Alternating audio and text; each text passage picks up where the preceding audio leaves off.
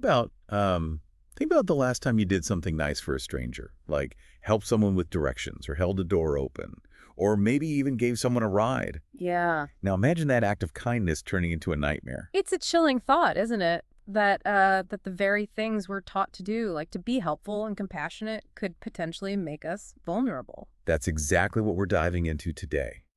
A case that shook the small town of Dover, Ohio back in 2000. Oh, wow. The brutal murder of 17-year-old Liz Reiser and the attempted murder of her best friend, Brandy Hicks, after they made the fateful decision to give a stranger a ride. We've got police reports, eyewitness accounts, and even the chilling confession of the perpetrator himself. So this deep dive isn't just about recounting a horrific crime, though. It's Yeah. about exploring the dark side of seemingly ordinary lives, the unsettling reality that evil can lurk beneath the surface of even the most unassuming individuals. It's a tough topic, Yeah. but one that I think is important for all of us to consider. How can we balance our natural inclination to help others with the need to protect ourselves? Mm-hmm. How well do we really know those around us? Exactly. And as we unpack the details of this case, we'll also examine the psychological complexities of the perpetrator, the impact of the crime on the community, and the incredible resilience of the survivors. Okay, so let's set the scene. It's May 23rd, 2000, a seemingly ordinary Wednesday evening in Dover, Ohio. Okay. Liz Reiser and Brandy Hicks, best friends and high school seniors, are excited for a sleepover. Mm-hmm. They head to Hollywood Video at the Newtown Mall in New Philadelphia to rent some movies. A pretty typical activity for teenagers, right? Absolutely. It paints a picture of normalcy, of youthful innocence that makes the events that follow all the more jarring. They were just two ordinary girls looking forward to a night of fun with their favorite movies. As they're walking back to their car in the mall parking lot, a man in his mid to late 20s approaches them. He seems desperate, claims he needs a ride home to the south side of town, even offers them $20 for gas. He introduces himself as Mark, mentions a wife and kids waiting for him at home, playing the sympathy card. It's a classic tactic used by predators, unfortunately preying on people's good intentions, their sense of community. Right. Remember, this was before ride-sharing apps were common, so offering someone a lift wasn't unusual. Right, and Liz especially came from a very religious family, always taught to help those in need. So against their better judgment, maybe feeling a bit pressured, they agree to give him a ride. Mm. Brandy's driving. Liz is in the passenger seat, and this Mark character climbs into the back. What's crucial here is the element of deception. This individual is deliberately constructing a false persona, a mask of normalcy to gain their trust. Right. It's a chilling reminder that we can never truly know what's going on inside someone's head. And that deceptive facade continues as they start driving. Yeah. They've only been on the road for a few minutes when he asks them to stop at a nearby bridge. He claims he stashed something heavy there, maybe implying it's work equipment or something that would further solidify his story. But when they stop, all he retrieves is a six-pack of beer. That's a subtle but significant red flag. Yeah. It introduces an element of unease, a sense that things aren't quite adding up. You have to wonder if the girls picked up on that, if their gut instincts were starting to scream at them. I think it's safe to say they were starting to feel uneasy. Brandy later told police that as they drove, he kept giving them these vague directions, constantly saying his house was just a mile further. They were driving around aimlessly, and the feeling of unease was definitely growing. He's testing boundaries, seeing how far he can push them while maintaining that facade of normalcy. It's a classic example of how predators gradually escalate their control, eroding their victim's sense of safety and agency. And finally, after what must have felt like an eternity of driving in circles, Brandy puts her foot down. Look, she tells him, we need to get home. You're on your own from here. It's a brave moment, a decision to reclaim control of the situation. But unfortunately, it's a decision that triggers a terrifying turn of events. Oh no. He pulls out a gun, instantly shattering that pretense of needing a ride. That carefully constructed facade crumbles, and the true nature of his intentions becomes horrifyingly clear. It's like a switch flips. They go from being good Samaritans to hostages in a heartbeat. He orders them to keep driving, directing them to a remote field off Harmon Hill Road in Auburn Township. Brandy later told police that she could tell he was familiar with the area, Oh, wow. which adds a whole other layer of creepiness to this. That detail is particularly disturbing. It suggests a level of premeditation, a sense that he may have even chosen this location in advance. Right. It transforms the crime from a seemingly impulsive act to something far more calculated and sinister. Right? It's like he had this whole scenario planned out in his head. And it gets even worse. They get to this field and he orders both girls to take off their shoelaces. He uses them to tie Brandy's hands to the steering wheel and Liz's hands behind her back. Then he forces Liz out of the car and leads her down a path deeper into the field, leaving Brandy helpless and terrified in the car.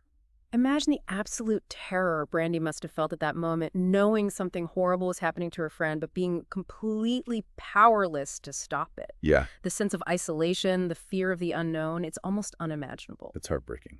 And tragically, what Brandy couldn't see was the unfolding of a truly horrific act of violence. This guy, whose real name we later learn is Matthew Vakika, forces Liz to kneel on the ground. According to his own confession, he even takes a moment to smoke a cigarette while he decides what to do. That casual cruelty, that detachment from the suffering he's about to inflict, is a hallmark of psychopathy. It's a chilling indifference to human life, a complete lack of empathy. It's beyond disturbing. And then with that same chilling detachment, he pulls out a curved linoleum cutting knife and slashes Liz's throat 3 times. The autopsy report is incredibly graphic. 10-inch long wounds, 2.5 inches deep, her trachea completely severed, but he doesn't stop there. He also stabs her in the neck, the back, and 5 times in the head. The level of brutality is staggering, and what's even more disturbing is that by his own admission, he'd never done anything like this before. There's no history of violence, no indication that he was capable of such savagery. It raises the question, what triggers this kind of sudden, explosive violence in someone who seemingly had no predisposition for it? It's a question that haunts this entire case. So after taking Liz's life, Vaca walks back to the car like it's just another day. Brandy, desperate for any news about her friend, immediately asks where's Liz. But he doesn't answer. Instead, he unties her and leads her to the spot where Liz's body lies. He just looks at her and says, "I killed your friend." No emotion, no remorse, just a flat statement of fact. It's a calculated act of psychological torture. He's deliberately breaking her spirit, asserting his complete dominance over her. He's not just satisfied with taking one life, he wants to completely destroy Brandy emotionally as well. It's sickening.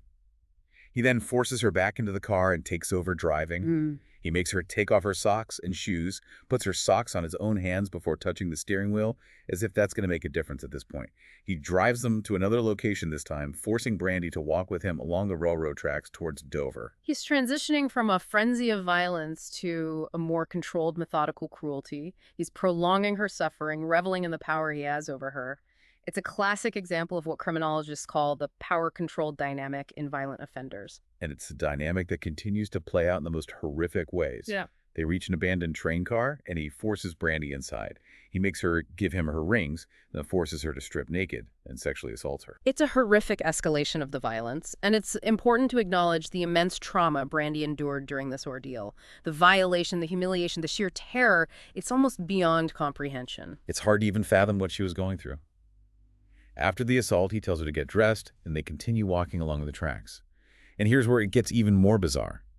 He actually engages in this casual conversation with her, asking about her plans for the future, as if they're just 2 people on a stroll. This juxtaposition of brutality and normalcy is another hallmark of psychopathic behavior. It's a way of disassociating from their actions, maintaining a sense of control and detachment.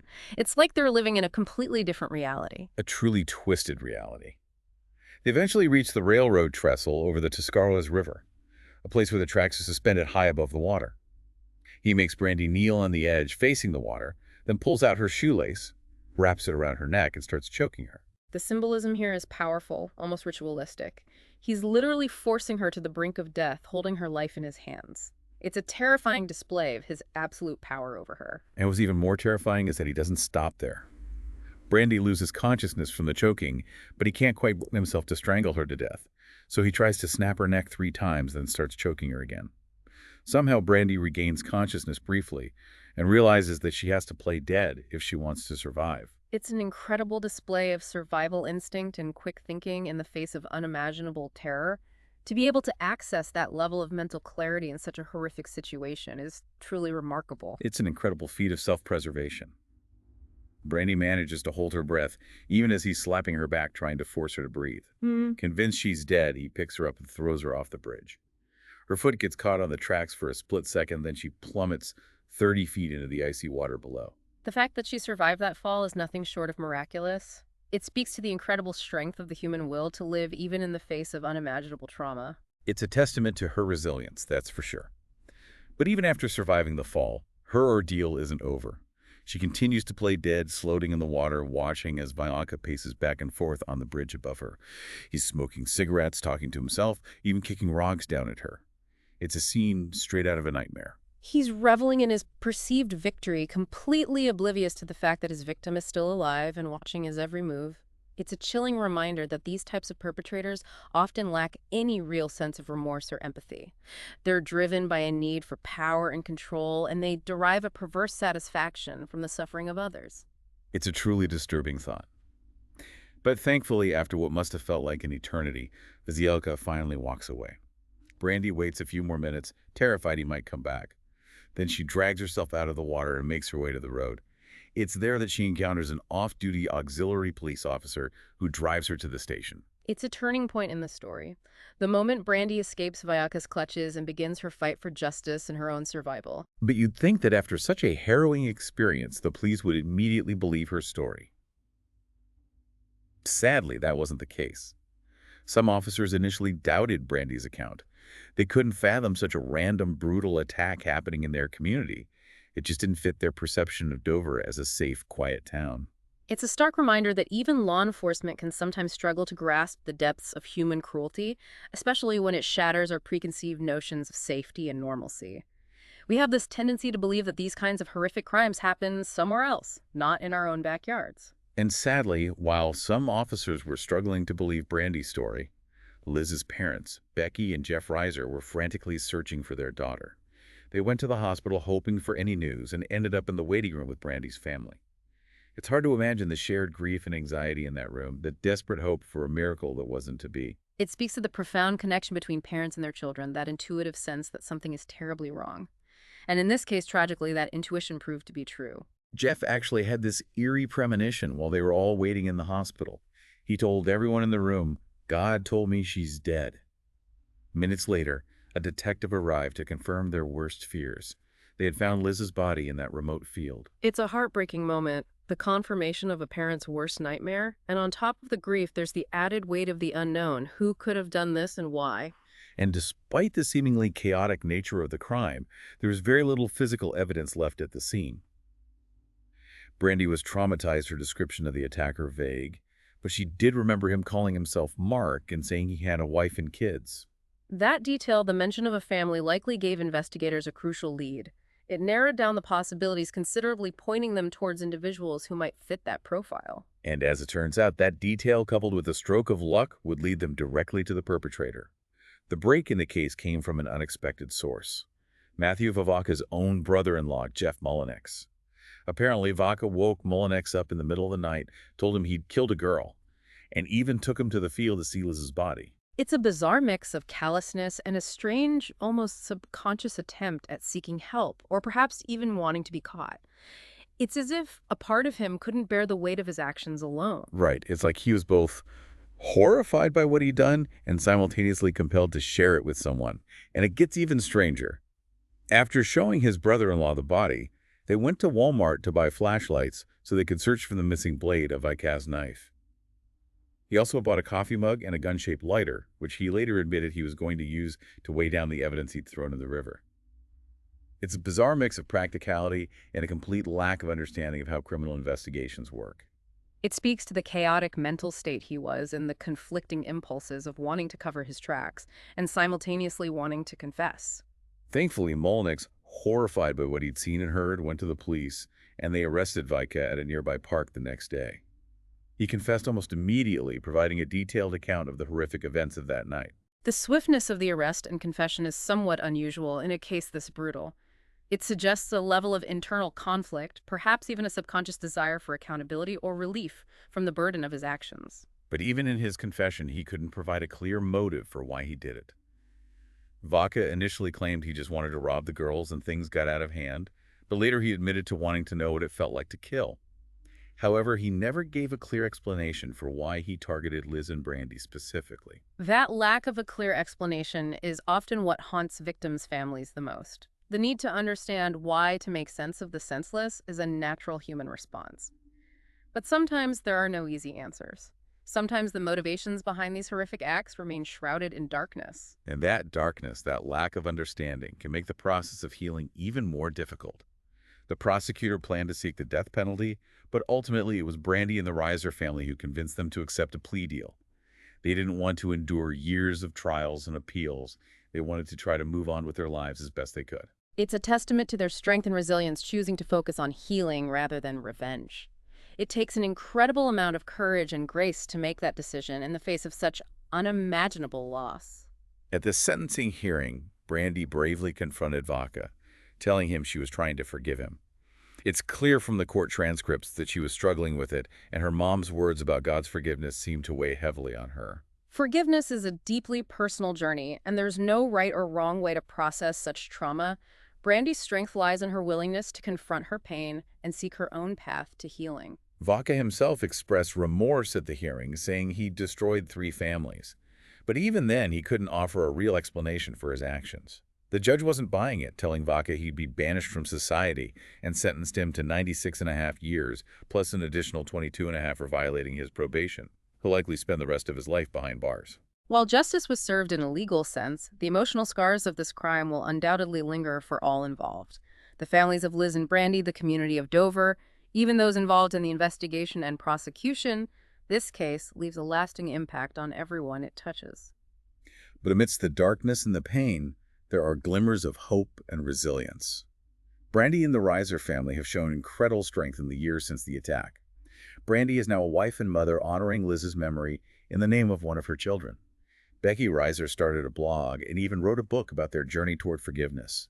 They've turned their pain into a platform for sharing Liz's story and inspiring others. It's a powerful reminder that even in the darkest of times, the human spirit can find ways to heal and even thrive. Their story is one of unimaginable loss, but also of incredible courage and resilience. It's a testament to the enduring power of love, hope, and forgiveness. This case serves as a stark reminder of the random nature of violence, but also of the enduring power of the human spirit. It challenges us to consider how we balance kindness with caution in our interactions with others, and how we can support victims of trauma in your journey toward healing. If you'd like to learn more about the Reiser family's story, we encourage you to seek out Becky Reiser's book, Through My Tears Awash in Forgiveness. And if you found this deep dive into complex events valuable, be sure to subscribe to the deep dive for more fascinating explorations. Until next time, stay curious and keep questioning the world around you.